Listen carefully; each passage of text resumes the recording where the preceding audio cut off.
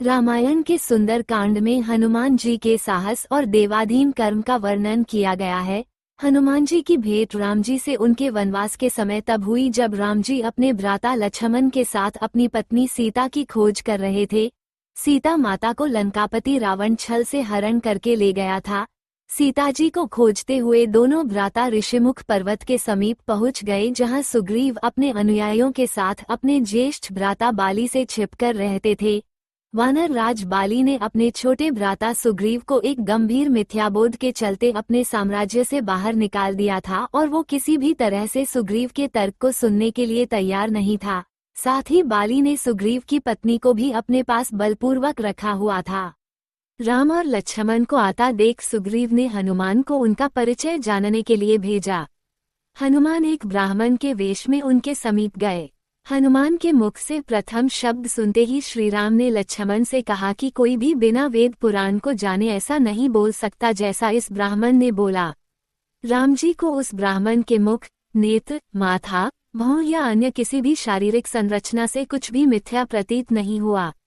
राम जी ने लक्ष्मण से कहा कि इस ब्राह्मण के मंत्रमुग्ध उच्चारण को सुनके तो शत्रु भी अस्त्र त्याग देगा। उन्होंने ब्राह्मण की ओर प्रशंसा करते हुए कहा कि वो नरेश राजा निसंकोच ही सफल होगा जिसके पास ऐसा गुप्तचर होगा। श्रीराम के मुख से इन सब बातों को सुनकर हनुमान जी ने अपना वास्तविक रूप धारण किया और श्रीराम के चरणों में नतमस्तक हो गए। श्रीराम ने उन्हें उठाकर अपने हृदय से लगा लिया। उसी दिन एक भक्त और भगवान का हनुमान और प्रभु राम के रूप में अटूट और अनश्वर मिलन हुआ। तत्पश्चात हनुमान ने श्रीराम और सुग्रीव की मित्रता करवाई।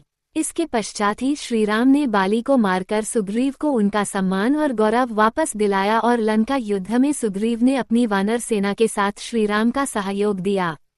सीता माता की खोज में वानरों का एक दल दक्षिण तट पे पहुंच गया, मगर इतने विशाल सागर को लांघने का साहस किसी में भी नहीं था। स्वयं हनुमान भी बहुत चिंतित थे कि कैसे इस समस्या का समाधान निकाला जाए। उसी समय जामवंत और बाकी अन्य वानरों ने हनुमान को उनकी अद्भुत शक्तियों का स्मरण कराया। अपनी शक्तियों का स्मरण होते ही हनुमान ने अपना रूप विस्तार किया और पवन वेग से सागर को उड़ के पार करने लगे। रास्ते में उन्हें एक पर्वत मिला और उसने हनुमान से कहा कि उनके पिता का उसके ऊपर ऋण है। साथ ही उस पर्वत ने हनुमान से थोड़ा विश्राम करने का भी आग्रह किया, मगर हनुमान ने किंचित मात्र भी समय व्यर्थ न करते हुए पर्वतराज को धन्यवाद किया और आगे बढ़ चले।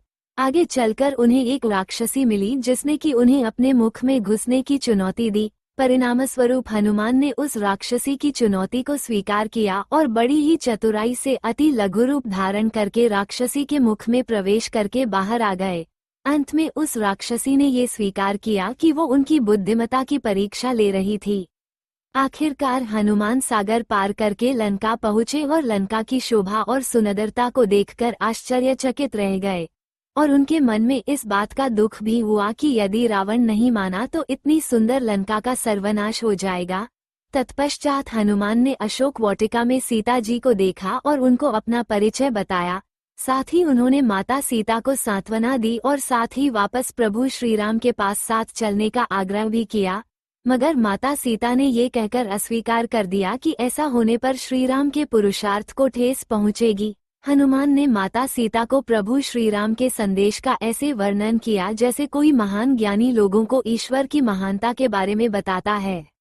माता सीता से मिलने के पश्चात हनुमान प्रतिशोध लेने के लिए लंका को तहस नहस करने लगे। उनको बंदी बनाने के लिए रावण पुत्र मेघनाद ने ब्रह्मास्त्र का प्रयोग किया। ब्रह्मा जी का सम्मान करते हुए हनुमान ने स्वयं को ब्रह्मास्त्र के बंधन में बंधने दिया। साथ ही उन्होंने विचार किया कि इस अवसर का लाभ उठाकर वो लंका के विख्यात रावण से मिल भी लेंगे और उसकी शक्ति का अनुमान भी लगा लेंगे। इन्हीं सब बातों को सोचकर हनुमान ने स्वयं को रावण के समक्ष बंदी बनकर उपस्थित होने दिया। जब उन्हें रावण के समक्ष लाया गया तो उन्होंने रावण को प्रभु श्रीराम का चेतावनी भरा संदेश सुनाया और साथ ही ये भी कहा कि यदि रावण माता सीता को आदर पूर्वक प्रभु श्रीराम को लौटा देगा तो प्रभु उसे क्षमा कर देंगे। क्रोध में आकर रावण ने हनुमान को मृत्युदंड देने का आदेश दिया, मगर रावण के छोटे भाई विभीषण ने ये कहकर बीच बचाव किया कि एक दूत को मारना आचार संहिता के विपरीत है। ये सुनकर रावण ने हनुमान की पूंछ में आग लगाने का आदेश दिया। जब रावण के सैनिक हनुमान की पूंछ में कपड़ा लपेट रहे थे तब हनुमान ने अपनी पूंछ को खूब लंबा कर लिया और सैनिकों को कुछ समय तक परेशान करने के पश्चात पूंछ में आग लगाने का अवसर दे दिया। पूंछ में आग लगते ही हनुमान ने बंधन मुक्त होकर लंका को जलाना शुरू कर दिया और अंत में पूंछ में लगी आग को समुद्र में बुझाकर वापस प्रभु श्रीराम के पास आ गए। लंका युद्ध में जब लक्ष्मण मूर्छित हो गए थे तब हनुमान जी को ही द्रोणागिरी पर्वत पर से संजीवनी बूटी लाने भेजा गया, मगर वो बूटी को भली भांति पहचान नहीं पाए और पुनः अपने पराक्रम का परिचय देते हुए वो पूरा द्रोणागिरी पर्वत ही रणभूमि में उठा लाए और परिणामस्वरूप लक्ष्मण के प्राण की रक्षा की। भावुक होकर श्रीराम ने हनुमान को हृदय से लगा लिया और बोले कि हनुमान, तुम मुझे भ्राता भरत की भांति ही प्रिय हो। हनुमान का पंचमुखी अवतार भी रामायण युद्ध की ही एक घटना है। अहिरावण, जो कि काले जादू का ज्ञाता था, उसने राम और लक्ष्मण का सोते समय हरण कर लिया और उन्हें विमोहित करके पाताल लोक में ले गया। उनकी खोज में हनुमान भी पाताल लोक पहुंच गए। पाताल लोक के मुख्य द्वार एक युवा प्राणी मकरध्वज पहरा देता था, जिसका आधा शरीर मछली का और आधा शरीर वानर का था। मकरध्वज के जन्म की कथा भी बहुत रोचक है। यद्यपि हनुमान ब्रह्मचारी थे मगर मकरध्वज उनका ही पुत्र था। लंका दहन के पश्चात जब हनुमान पूंछ में लगी आग को बुझाने समुद्र में गए तो उनके पसीने की बूंद समुद्र में गिर गई। उस बूंद को एक मछली ने पी लिया और वो गर्भवती हो गई। इस बात का पता तब चला जब उस मछली को अहिरावण की रसोई में लाया गया। मछली के पेट में से जीवित बचे उस विचित्र प्राणी को निकाला गया। अहिरावण ने उसे पाल कर बड़ा किया और उसे पाटलपुरी के द्वार का रक्षक बना दिया। हनुमान इन सभी बातों से अनभिज्ञ थे। यद्यपि मकरध्वज को पता था कि हनुमान उसके पिता हैं, मगर वो उन्हें पहचान नहीं पाया क्योंकि उसने पहले कभी उन्हें देखा नहीं था।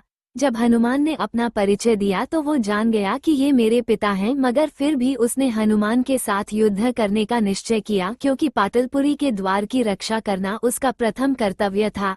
हनुमान ने बड़ी आसानी से उसे अपने अधीन कर लिया और पाटलपुरी के मुख्य द्वार पर बांध दिया।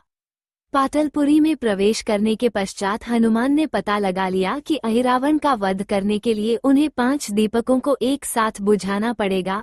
अतः उन्होंने पंचमुखी अवतार श्री वराह, श्री नरसिम्हा, श्री गरुड़, श्री हयग्रीव और स्वयं धारण किया और एक साथ में 5 दीपकों को बुझाकर अहिरावण का अंत किया।